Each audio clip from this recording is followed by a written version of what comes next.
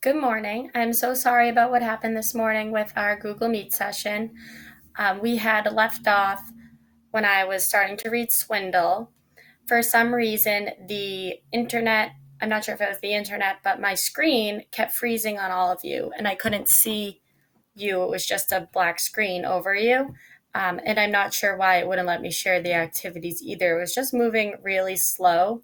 And eventually it kicked me out a few times. So thank you for being so patient. So I thought I could at least read the first chapter to you and post the activity that we would have done live together while I try to fix the problem.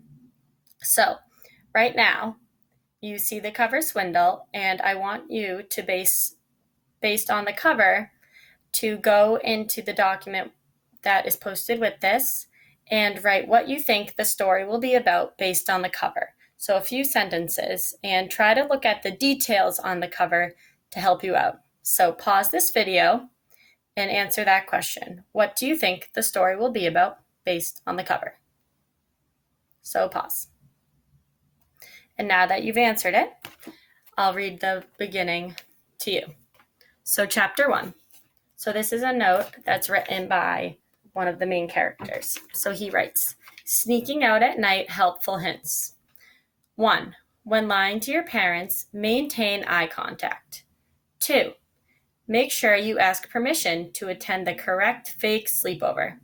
Boys, say Stan Winter's place. Girls, say Karen Lobdick's place. 3. Meet at the old Rockford house at 8:30 p.m. Friday. You can't miss it. There's a crane with a giant wrecking ball parked in front. And 4.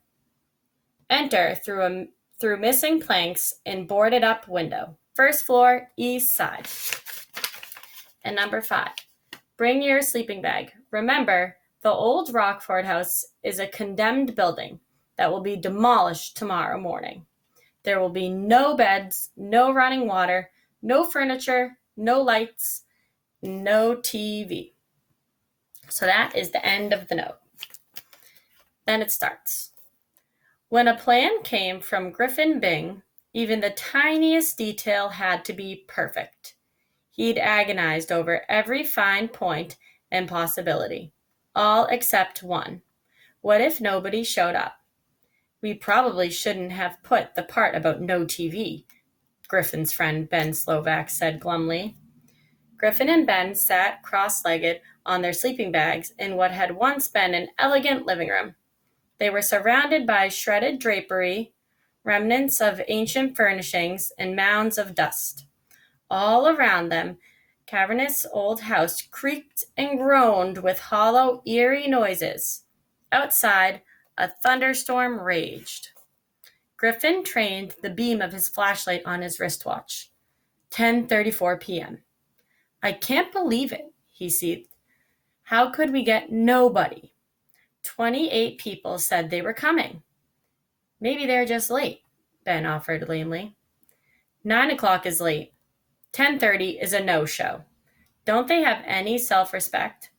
This is like saying it's totally fine for the adults in this town to walk all over us. Ben would have dearly loved to be no-show number 29. Only loyalty to his best friend had brought him here tonight. Come on, Griffin, he reasoned. What difference does it make if 2 people or 200 people spend the last night in a condemned building? How does that show the adults that we're standing up for our rights? They're never going to know about it. We'll know, Griffin said stoutly, sticking out his jaw. Sometimes you have to prove to yourself that you're more than just a slab of meat under the shrink wrap in your grocer's freezer. Why do you think I came up with the fake sleepover idea? I wanted to make sure everyone had an excuse to be here. That was the whole point behind the plan. The plan, Ben groaned inwardly. It was the best thing about Griffin and also the worst. Griffin Bing was the man with the plan.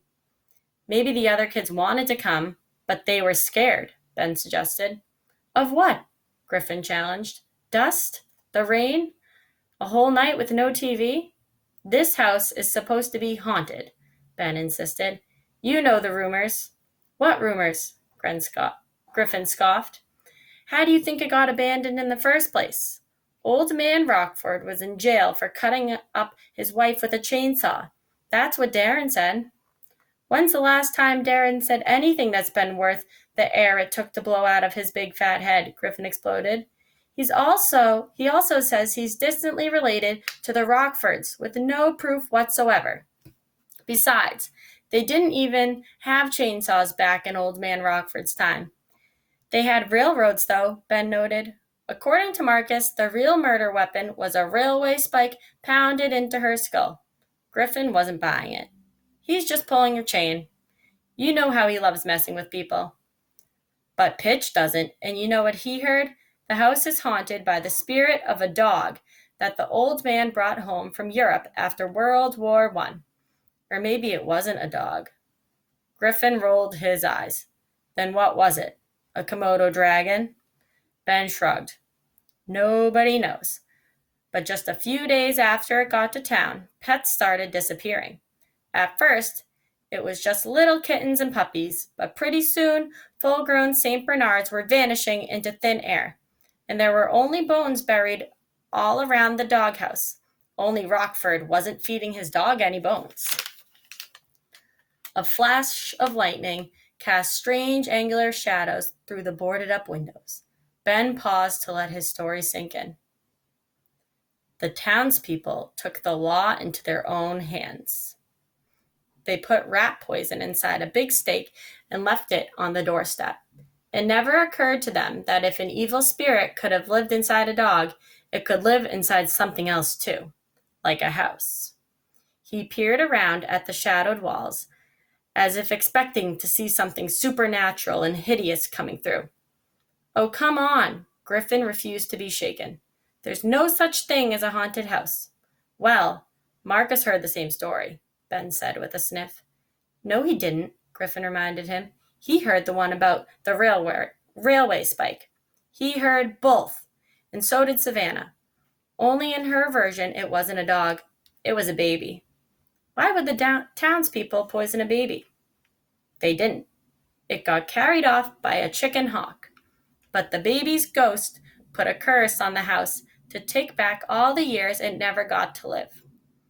There was this school teacher, the first non-Rockford ever to live here. No one saw her again after the day she moved in. Or maybe they did. People talked about an old woman peering out an attic window. But here's the thing. That school teacher was only 23. A gust of wind blew through the eaves, and an unearthly moaning sound echoed around them. Ben's head retreated turtle-like into his collar, and even Griffin paled a little. No offense, Ben, but shut up. You're starting to creep me out. Griffin panned the crumbling walls with his flashlight. It's almost 11. Nobody's coming. Gutless wonders. It's the railway spike, said Ben nervously. That's gotta be a splitting headache. Literally. Griffin spread out his bedroll and lay back, standing his flashlight on its base like a miniature floor lamp. Let's try to get some sleep. The sooner the sun rises, the sooner we can get out of this rat trap. Maybe we can leave now, Ben suggested hopefully. Since nobody else came, they'll never know that we weren't here all night. Okay, so I'd like you to pause now and answer the next question. Do you think they'll spend the night in the house? So go ahead and answer that one and then come back.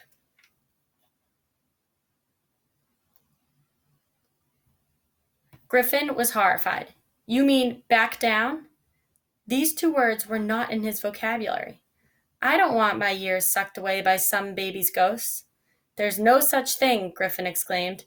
Who says you have to believe in ghosts to be afraid of them? Ben challenged. All right, fine, I'll sleep. He rolled over onto his side, pulling his knees to his chest. But if I wake up 85 years old, you owe me $20. Deal. They lay there in silence for what seemed like a long time, listening to the machine gun rhythm of rain on the ancient slate roof. Griffin stared up at the gaping hole in the ceiling that had once held a chandelier. I hope you know how much I appreciate this. You're the only kid who had the guts to see it through. His friend said nothing, so Griffin went on. I mean it, man.